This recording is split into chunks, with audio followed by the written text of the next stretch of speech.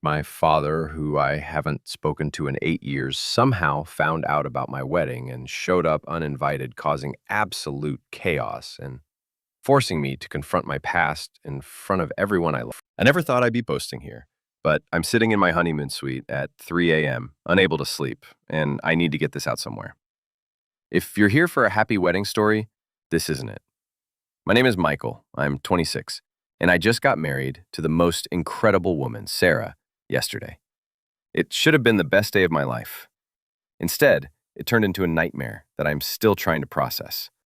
To understand what happened, I need to give you some background about my father, David. Growing up, my dad was what you'd call a functioning alcoholic. He held down a job as a mechanic, paid the bills, and from the outside, we probably looked like a normal family.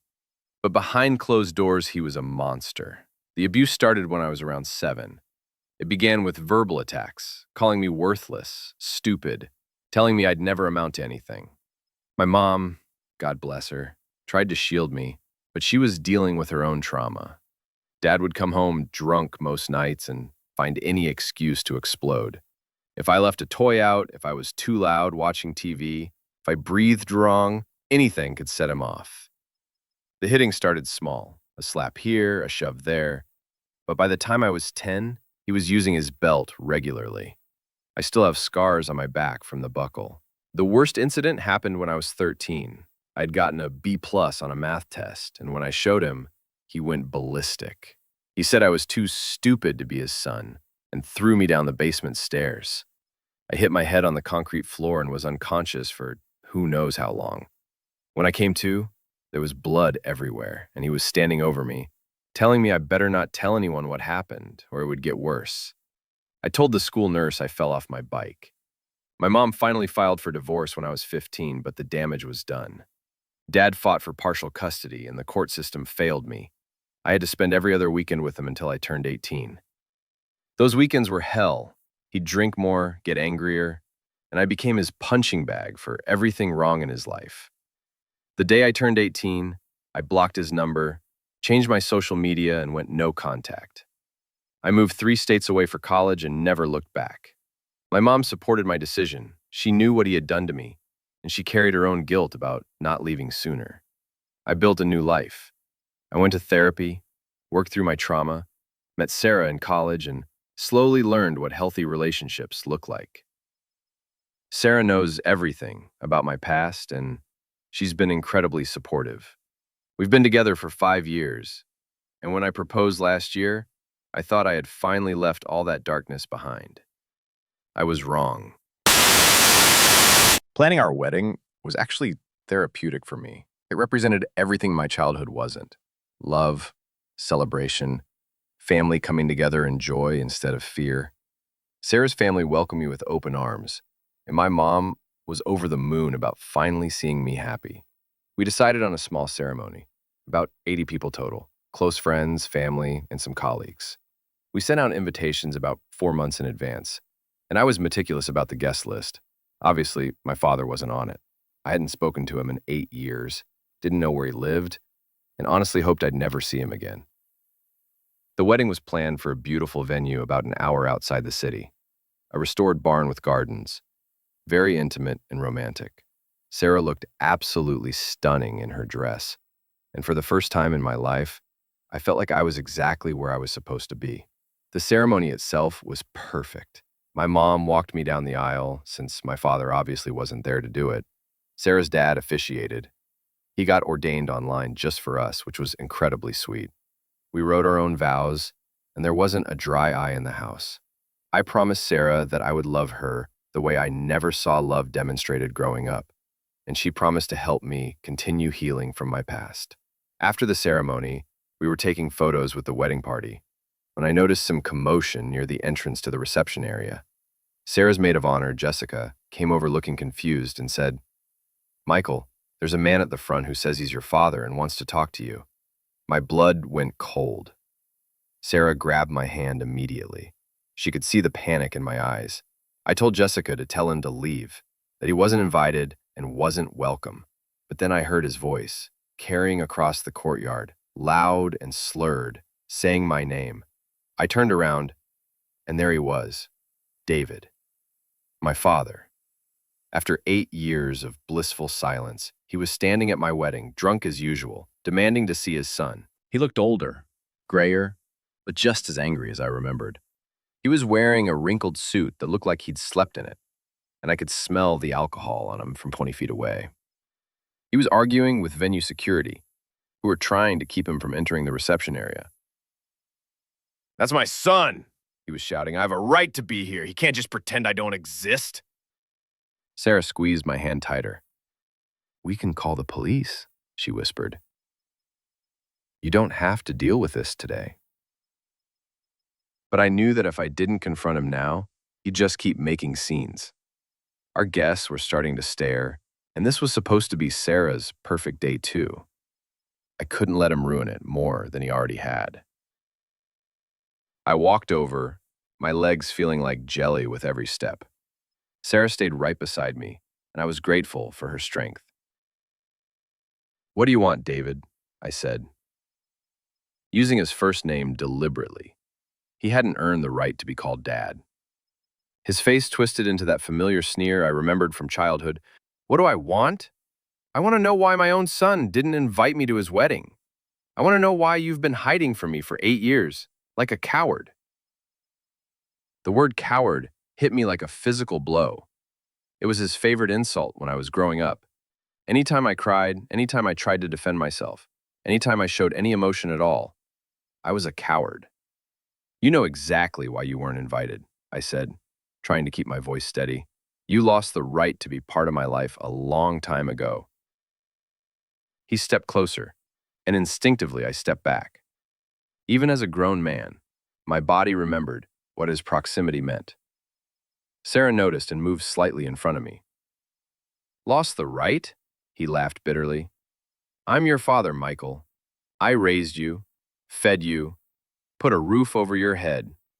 You think you're too good for me now? Look at you in your fancy suit, pretending to be something you're not." "You didn't raise me," I said, finding my voice. "You terrorized me. There's a difference."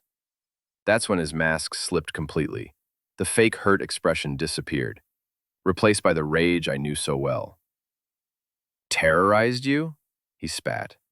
"I disciplined you because you were a weak, pathetic child who needed to toughen up. And look what happened. You ran away at the first chance and cut off your own family. Real men don't abandon their fathers." Sarah had heard enough. "Sir, you need to leave. This is a private event, and you're not welcome here." He turned his attention to her, and I saw that look in his eyes. The same one he used to get right before he'd hit me. "And who the hell are you? The little girl who thinks she can turn my son against me?" "I'm his wife," Sarah said firmly, "and I'm asking you to leave before we call the police." That's when he lost it completely. "Wife?" he screamed, loud enough that everyone in the courtyard turned to look. "You married this worthless piece of garbage? Lady, you have no idea what you've gotten yourself into. He's weak, he's selfish, and he'll abandon you the second things get tough, just like he abandoned me." My mom appeared at my side. She must have seen the commotion from across the venue. When she saw David, her face went white. "David, you need to leave," she said quietly. "You have no right to be here." "Oh, look who's here," he sneered. "The woman who poisoned my son against me. Did you tell your new daughter-in-law how you stole my boy from me? How you filled his head with lies? The only lies were the ones you hold yourself," my mom replied, "about being a good father, about caring about anyone other than yourself." By now we had an audience. Wedding guests were gathering around, some taking out their phones. Sarah's father was pushing through the crowd, looking ready to physically remove David himself, but David wasn't done. He turned back to me, and his voice dropped to that low, menacing tone I remembered from the worst nights of my childhood. "You want to embarrass me in front of all these people, Michael? You want to make me look like the bad guy? Fine. Let's tell them what you were really like as a kid. Let's tell them about the bedwetting, the crying, the way you'd beg me not to hit you. Let's see how proud your new wife is when she knows what a pathetic little coward she married." Something snapped inside me. Maybe it was being called a coward one too many times. Maybe it was seeing him try to humiliate me in front of everyone I loved. Or maybe it was just 8 years of suppressed rage finally finding its way out. You're right, I said, my voice getting louder. Let's tell them everything. Let's tell them how you used to beat me with a belt until I bled. Let's tell them how you threw me down the basement stairs when I was 13 and left me unconscious on the concrete floor. Let's tell them how you told me every single day that I was worthless and would never amount to anything. The crowd had gone completely silent. David's face was turning red, but I wasn't finished. Let's tell them how you made me so terrified to come home from school that I used to hide in the library until it closed. Let's tell them how I still have nightmares about your voice, how I still instinctively flinch when someone raises their hand near me. Let's tell them how you destroyed my childhood and tried to destroy me. I was shaking now, but it felt good to finally say it all out loud, to stop protecting his reputation. So, yes, I was scared. Yes, I cried, because I was a child, and you were supposed to protect me, not hurt me. But I'm not that scared little boy anymore, and I'm not going to let you ruin the best day of my life. David stood there for a moment, and I could see him processing what had just happened. His secret was out.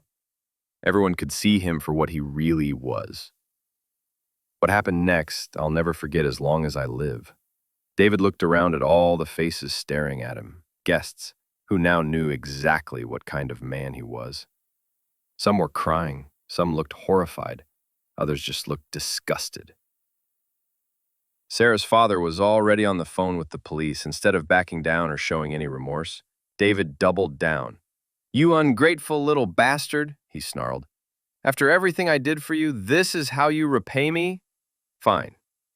You want to cut me out of your life? You're no son of mine." He reached into his jacket, and for a terrifying moment, I thought he might have a weapon. But instead, he pulled out a crumpled envelope. "I came here to give you this," he said, throwing it at my feet.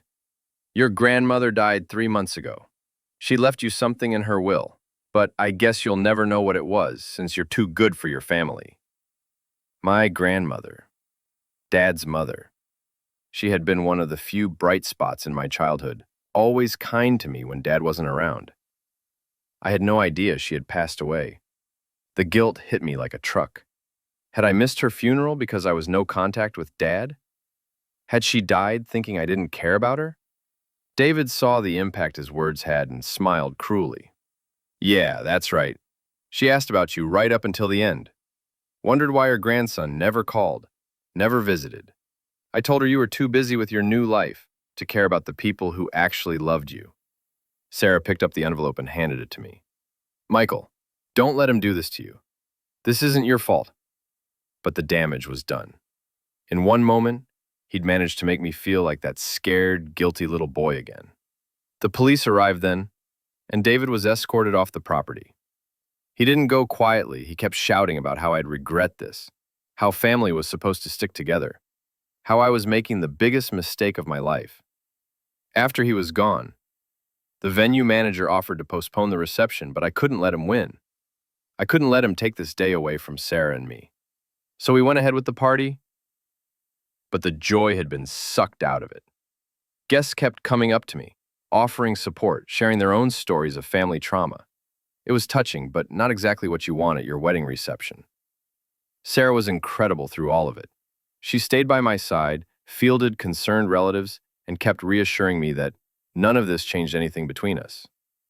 During our first dance, she whispered in my ear, "I'm proud of you for standing up to him. You're the strongest person I know." But I didn't feel strong. I felt exposed, raw, like an old wound had been ripped open in front of everyone. We managed to get through the rest of the reception, and by the time we got to our hotel room, I was emotionally and physically exhausted. Sarah ran a bath and ordered room service, trying to salvage what was left of our wedding night. I sat on the bed holding the envelope David had thrown at me. Part of me wanted to burn it without opening it, but I knew I'd always wonder what was inside. With Sarah's encouragement, I finally opened it. Inside was a letter from my grandmother's lawyer, explaining that she had left me her house, the small cottage where I used to stay sometimes as a child when things got really bad at home. It was the one place I remembered feeling safe. But there was also a letter from my grandmother herself written shortly before she died. "My dearest Michael, if you're reading this, then I'm gone, and I hope your father finally did the right thing by giving this to you. I've been worried about you for years, wondering where you went and why you stopped visiting. Your father told me you were too busy with your new life to bother with family, but I never believed that. The Michael I knew was kind and loving, and I always suspected there was more to the story. I want you to know that I never stopped thinking about you. I kept your room exactly the way you left it, hoping you might come back someday. I also want you to know that I'm sorry. Sorry for not protecting you better when you were little. Sorry for not seeing what was really happening in that house. I'm leaving you the cottage because it was the only place I ever saw you smile as a child. I hope it can be a place of happiness for you again, maybe with a family of your own someday. Please don't blame yourself for staying away. Sometimes we have to protect ourselves, even from the people who are supposed to love us. I understand, and I forgive you. All my love, Grandma Rose. I broke down completely. Sarah held me while I sobbed for my grandmother, for my lost childhood, for all the years of pain and guilt I'd been carrying. It's been 2 weeks since the wedding, and I'm still processing everything that happened. Sarah and I decided to cut our honeymoon short and drive out to see my grandmother's cottage. It was exactly as she described. My childhood room, untouched, photos of me on the mantelpiece, even some of my old books still on the shelves. We're going to keep the house. Sarah thinks it would be a beautiful place to raise children someday, and I'm starting to think she's right. Maybe we can fill it with the kind of love and laughter it deserves. I've also started seeing a therapist again. The confrontation with David brought up a lot of buried trauma, and I realized I need professional help to work through it all. Sarah's been incredibly supportive, even coming to some sessions with me. As for David, I haven't heard from him since the wedding, and I hope I never do again. Some people in my extended family have reached out, saying I should forgive him, that family is family. But I've learned that DNA doesn't give someone the right to abuse you. And forgiveness doesn't mean you have to let toxic people back into your life. I'm not the scared little boy he terrorized anymore. I'm a grown man with a loving wife, a promising career, and a future full of possibilities. He tried to steal my joy one last time, but he failed. The wedding may not have gone the way we planned, but in some ways, it was perfect. It was the day I finally stood up to my abuser in front of everyone who matters to me. It was the day I chose my new family over the toxic one I was born into. And most importantly, it was the day I married the woman who sees all my scars and loves me anyway. Final update. I wasn't going to post again, but some of you have been asking for updates, and something happened yesterday that I thought you'd want to know about. I got a call from a number I didn't recognize. Against my better judgment, I answered it. It was my father. He was calling from a hospital. Apparently, he'd been in a car accident, drinking and driving. Surprise, surprise. He wasn't seriously injured, but he was facing DUI charges and possible jail time. He wanted me to come see him, to help him get a lawyer, to be there for family. The audacity was staggering. I told him no. I told him that he made his choices, and now he had to live with the consequences. I told him that I hoped he got the help he needed, but that it wouldn't be coming from me. For the first time in my life, I hung up on him without feeling guilty about it. Sarah and I are doing great. We're planning to spend Christmas at the cottage with my mom and Sarah's family. We're talking about starting a family of our own in a few years, and I'm actually excited about it instead of terrified. I still have bad days. Days when I hear his voice in my head telling me I'm worthless. But now I have Sarah's voice too, and my therapist's voice, and my own voice getting stronger every day, telling me that I deserve love and happiness. To anyone reading this who's dealing with family trauma, it's okay to protect yourself. It's okay to cut contact with people who hurt you, even if they're related to you. It's okay to choose your own happiness over other people's expectations. You deserve better. You always did. Comments and support have been overwhelming. Thank you all for sharing your stories and for reminding me that I'm not alone. This community has been a lifeline. Edit. Thanks for the gold, kind strangers. If my story helped even one person feel less alone, then sharing it was worth it.